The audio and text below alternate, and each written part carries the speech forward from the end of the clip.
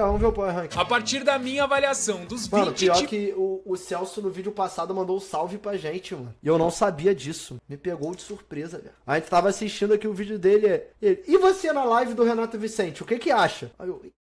Muito brabo, mano. Ele é pica, já. Desde o início, assim, que a gente começou a assistir o Power Ranking, eu sei que, pô, quase ninguém na Twitch assiste. Eu falei, viado, esse moleque aqui, conteúdo dele, fodão. Times do Brasileirão, com base em campo, bola e momento vivido, eu fiz essa projeção pra 28ª rodada. E ela é bem intuitiva. Quanto maior a distância... Quer? Jogaço, jogo bom, tem favorito e tem favoritaço. Eu acho que esse aqui seria tem favoritaço se fosse no tapetinho, tá ligado? Mas, sendo no Mané Garrincha, eu colocaria no tem favorito. Tem favorito, entendeu? Entre as equipes no ranking, a tendência é que o jogo seja mais fácil. Pô, mas o Bahia não é favorito contra o Criciúma, não? O Flamengo é um time sem graça. Aliás, pro flamenguista, a campanha como um todo, né? Ai, mais! Ai, desce, Flamengo! Essa Libertadores é uma grande piada de mau gosto. Não se classificou em primeiro em um grupo extremamente acessível. Também porque optou poupar na estreia fora de casa contra o Milionários, mesmo depois de ter vencido a ida contra o Nova Iguaçu na final do Campeonato Carioca por 3-0. Aliás, longe do Maracanã, o Flamengo não conseguiu vencer um jogo sequer nessa Liberta. As duas derrotas pro Bolívar, considerando que tem altitude, até vai. Agora, 1-0 contra o Palestino é intragável. Claro que o Tite é um dos grandes personagens dessa eliminação, né? Começa com o Léo Ortiz, destaque... Tem que deixar trabalhar. Sou contra a demissão precoce. Só se for de treinador que tá fazendo mal ao Vasco. Aí eu sou a favor. Mas no Flamengo é continuidade. Do time reserva na ida. Já na partida do Uruguai, as substituições foram bem confusas. O Gabigol é sim muito mais bola que o Carlinhos, mas é difícil imaginar que a solução para todos os problemas vai ser um cara que teve uma média de 23 minutos nas últimas 10 partidas e que simplesmente não tá entregando física e tecnicamente. É extremamente improvável que o Flamengo consiga tirar uma diferença que hoje é de 11 pontos pro Botafogo no Brasileirão, mas de qualquer forma, O Flamengo tem um jogo a menos. Se vencer esse jogo a menos, fica 8 pontos. É que 8 pontos ainda é ponto pra... Mas esses 11 pontos não necessariamente se sustentam. Mas 8 pontos ainda é muito ponto, né? E é o foco, além, é claro, da Copa do Brasil. Mas conhecendo a exigência da torcida do Flamengo, eu não sei nem se esse título aí vai conseguir trazer paz pro trabalho do Tite. Depois daqueles minutos finais nas oitavas contra o Palmeiras, ficou uma pulga atrás da orelha sobre o fantasma de 2023 ainda assombrar o Botafogo, mas isso definitivamente é coisa do passado. Ainda tem quem queira emplacar essa narrativa a todo custo, falando que o time quase pipocou, mas pô, vamos lá, né? É completamente normal que o mata-mata fora de casa contra o São Paulo seja sofrido. E agora, para pensar um negócio, tudo que poderia estar dando errado, na real, tá dando muito certo pro Botafogo. Avançar nos pênaltis depois de sofrer o empate, faltando menos de 5 minutos pro jogo acabar, é a prova de que o mental desse time, que sim, era uma equipe traumatizada, mas que hoje supera traumas, tá completamente em dia. E o pênalti do Thiago Almada no 4-3 é sacanagem. O cara bateu no trinco. Nesse atual formato é a primeira vez que o Botafogo chega à semifinal da Libertadores. E não tem jeito, né? Avançou o time que foi melhor durante os 180 minutos. O São Paulo, que desce no nosso ranking, foi superado física e taticamente.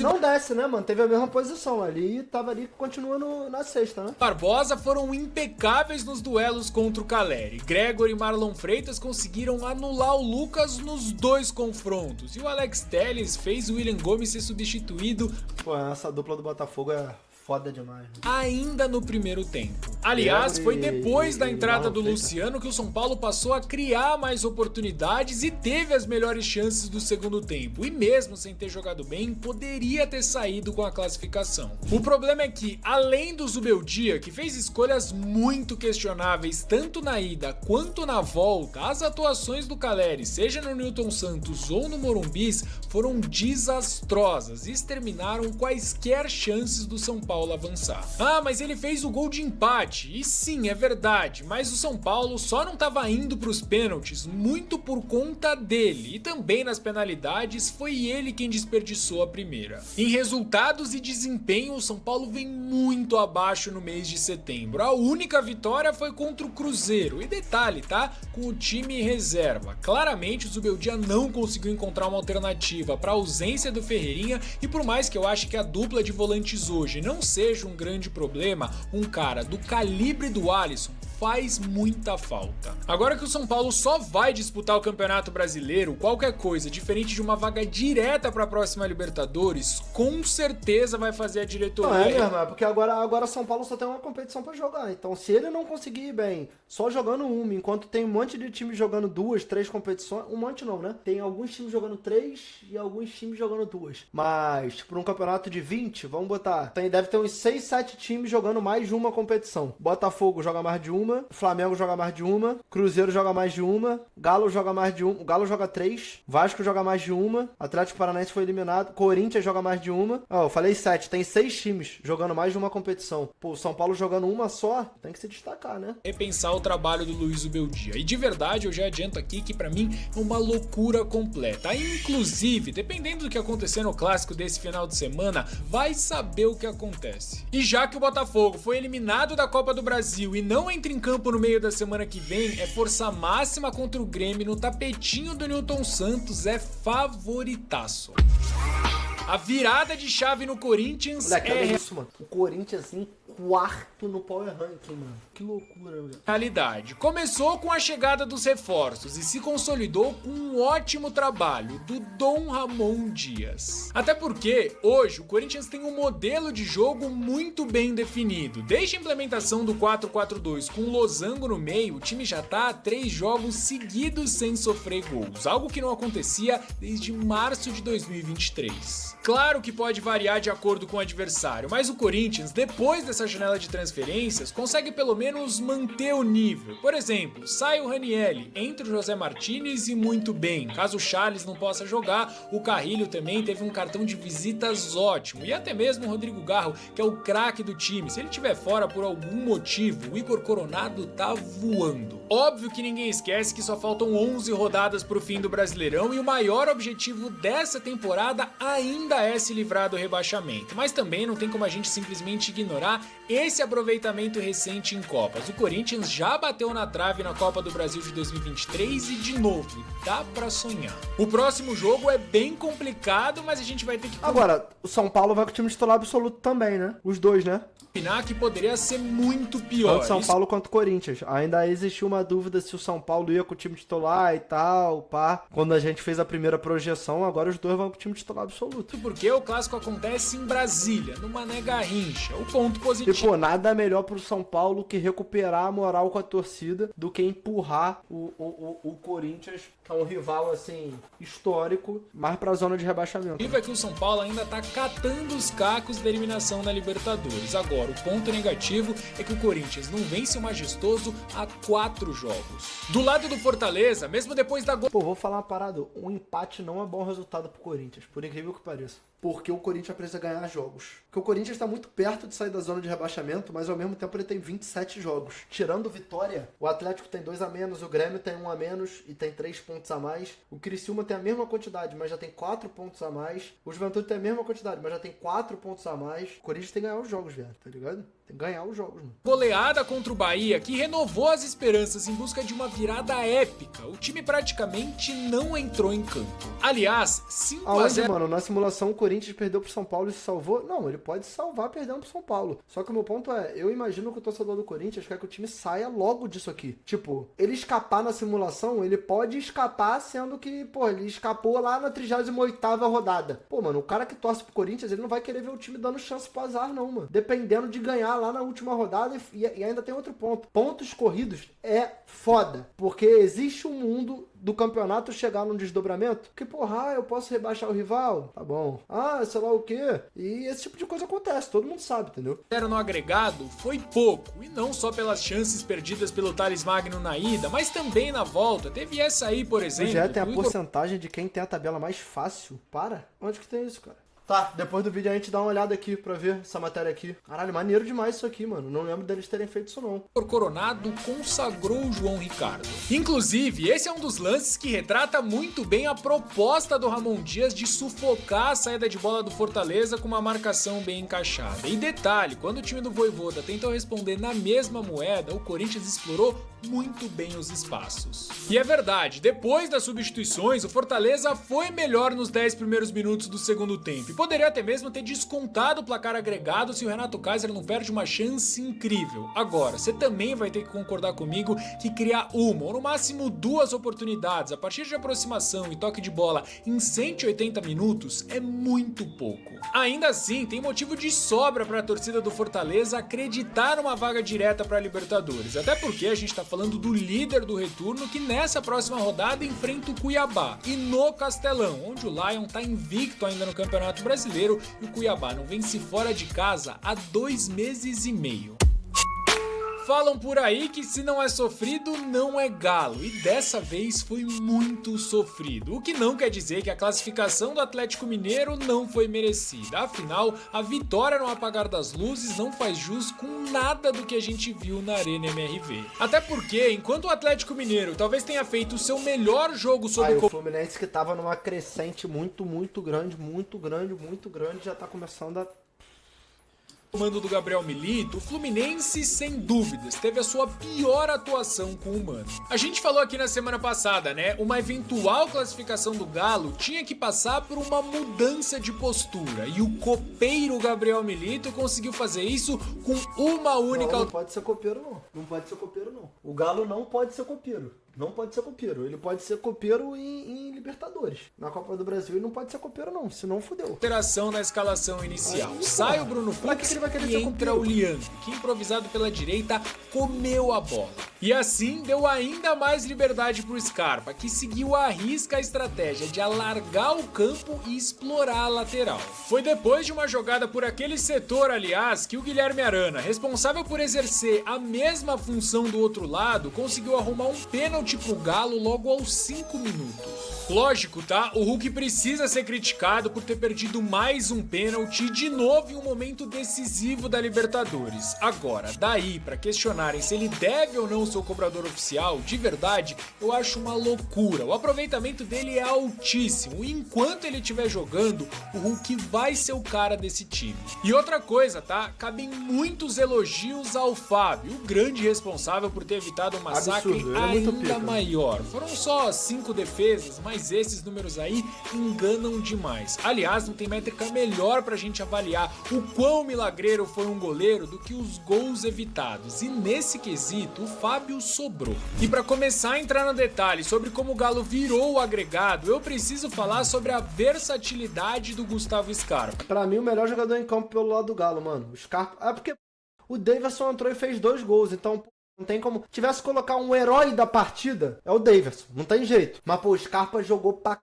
Mano, jogou muita bola, mano. Aqui tá representada nesse mapa de movimentação, é bizarro. Depois da lesão do Bernard e a entrada do Daverson, o Scarpa foi deslocado pro lado esquerdo. E a ideia do Gabriel Milito de explorar a qualidade que ele tem com os cruzamentos deu muito certo. Tanto que foi exatamente assim que saiu o primeiro gol. De um cara predestinado, o Daverson é sim um grande personagem do futebol brasileiro. Talvez o maior, mas ele nunca vai deixar de ser um bom atacante, de imposição pelo alto e principalmente definidor. As entrevistas e o jeitão dele fazem a gente perder a noção um pouco do quão decisivo ele tem sido nesses últimos anos, seja para marcar gols que valeram títulos pro Palmeiras, salvar o Cuiabá do rebaixamento ou até mesmo classificar o Galo pra semi. Sobre o jogo do Flu especificamente, nem tem muito o que a gente falar, né? O Mano Menezes apostou na capacidade do seu time de saber sofrer, mas o Fluminense simplesmente não soube. Entrou pra se defender,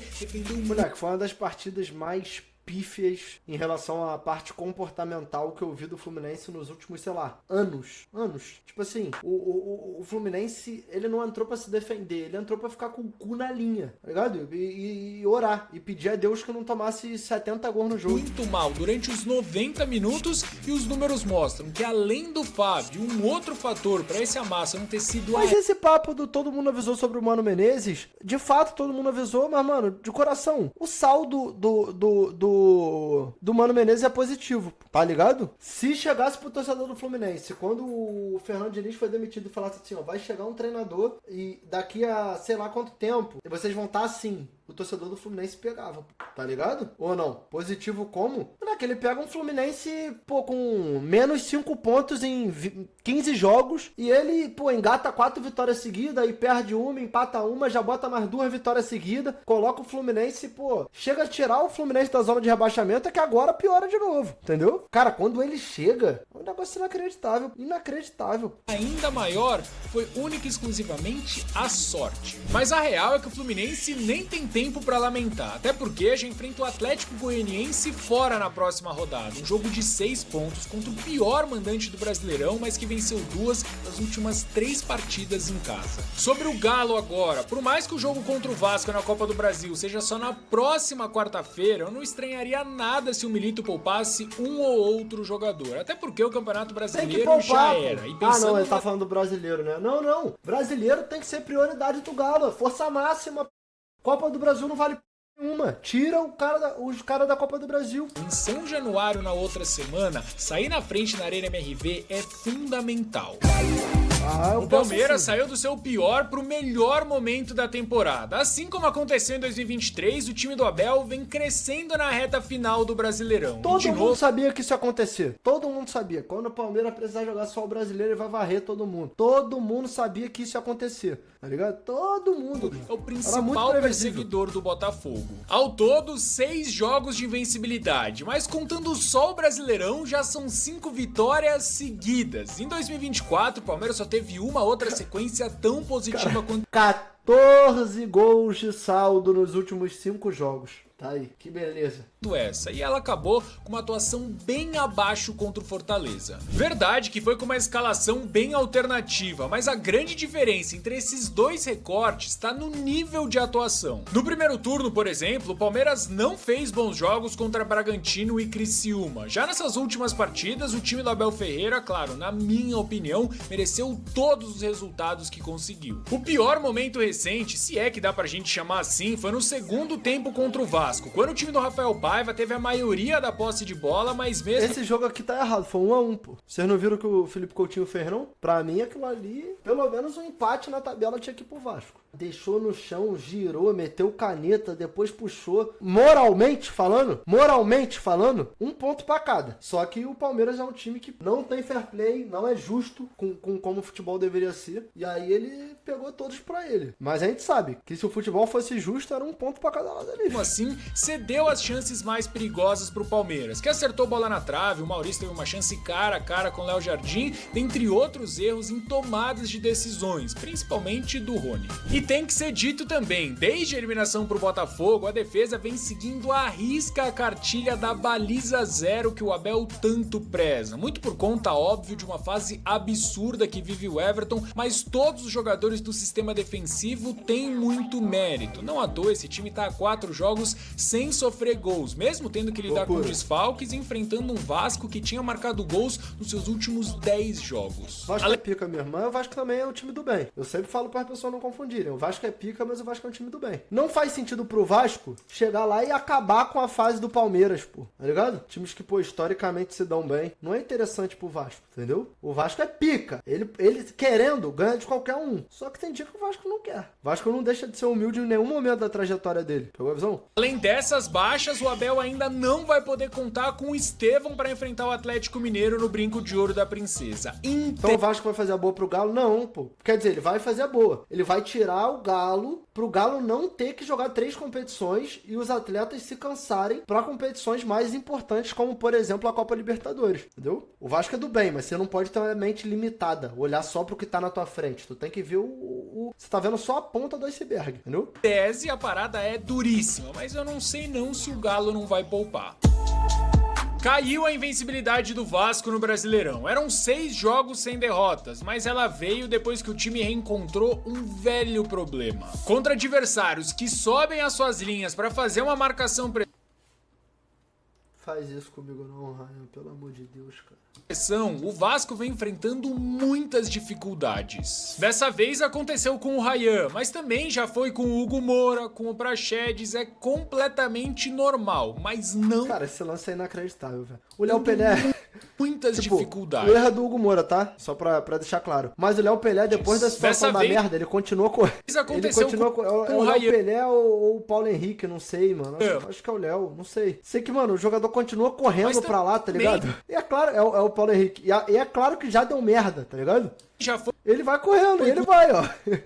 Só pra ver qual vai. O Hugo Moura com o Praxedes é completamente normal, mas não deveria ser. Claro que se tratam de erros individuais, mas o Paiva falou muito bem. O Vasco precisa evoluir o seu jogo pra ficar menos exposto. E isso, claro, passa pelo cérebro do time, ou pelo menos deveria passar pelo Bahia, que hoje vive uma má fase. Recentemente, é verdade, ele serviu uma assistência contra o Vitória, mas essa foi a única participação dele em gol nos últimos 15 jogos. Isso sem falar que... Eu tô puto com ele. Eu advogo pro Payet, todo mundo sabe. Pô, sou o maior defensor, mas eu tô achando que tá faltando um pouco de querência. Ah, eu te amo, meu francês. Eu te amo, mas vamos querer. Vamos querer. De preferência na semifinal da Copa do Brasil. Quero ver você querendo. A última vez que ele marcou foi pelo Campeonato Carioca. E aí a gente olha pro banco e vê um Felipe Coutinho em alta. É aquele Coutinho ainda... Vai cair, papo reto. Eu poderia ouvir esse frame minha vida toda, viado. Ah, o Payet não tá jogando tão bem no Vasco, aí a gente olha pro banco e vê o Felipe Coutinho. Meu Deus, tô todo arrepiado, viado. Que é isso, velho? Pô, eu cresci com... Ah, o Pedro Kane não tá muito bem, o Vasco olha pro banco e vê o Abuda.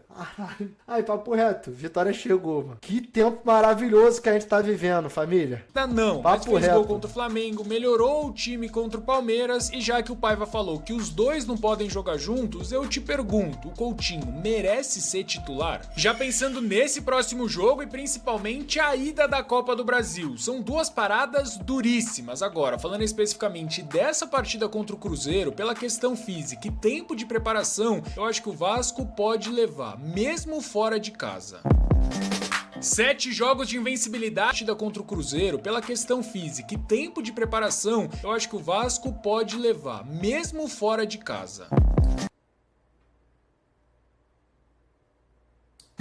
7 jogos de invencibilidade e contando. Há mais de mês o Internacional não sabe o que é perder. E talvez...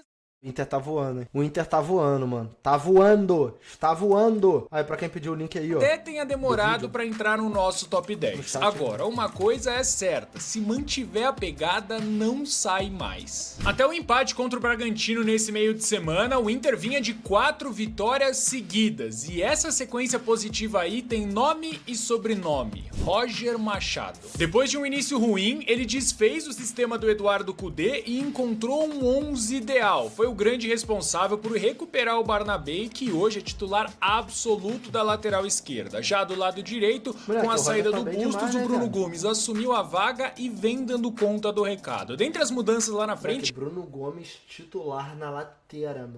A maior delas foi a saída do Ener Valencia para entrar o Borré, que tem 3 gols nos últimos 5 jogos. Mas vai além disso, até porque hoje o Internacional tem um modelo de jogo bem executado, que começa com uma saída sustentada pelos zagueiros e um lateral. Normalmente o Barnabé, até porque ele tá em todos os lugares do campo, né? Absolutamente bizarro. Inclusive, que assistência maravilhosa ele serviu contra o Bragantino. E dentro desse estilo de muitas triangulações e constantes ataques à grande área, algo que me chamou muita atenção no jogo contra o São Paulo foi o comportamento do Inter sem a posse. É um time que, quando joga fora de casa, busca ser muito agressivo na marcação. E foi exatamente assim que o Internacional chegou ao segundo gol no Morumbi e também fechou o caixão do São Paulo. O próximo adversário é o... Mano, o Alan Patrick é muito craque, mano. Vitória, e no Beira-Rio, onde o Colorado não perde há mais de 2 meses, desde aquela derrota contra o Vasco, e assim, por mais...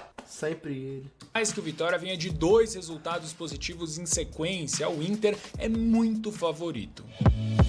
Na tela de vocês, o ranking dos 10 melhores times do Brasileirão pós-ida das quartas de finais, tanto da Libertadores quanto da Sul-Americana. Mas bora rodar isso aí, porque eu já justifiquei um por um pra conhecer os 10 piores times do campeonato Aqui, olha o Atlético Paranaense já. brasileiro. E vocês sabem como funciona, né? Quaisquer dúvidas, reclamações ou sugestões, aqui nos comentários. Depois Foda! Rapaziada, mais uma vez, ó, mandar o link do canal, o canal fodão, mano. Tipo assim, conteúdo dessa qualidade aí não pode ter, tipo, 5 mil views, tá ligado? Não que seja pouco, a gente sabe que no YouTube aí 5 mil views em 5 horas é um canal que já tá começando a... mas, pô, esse conteúdo aqui era pra ter mais atenção do que tem.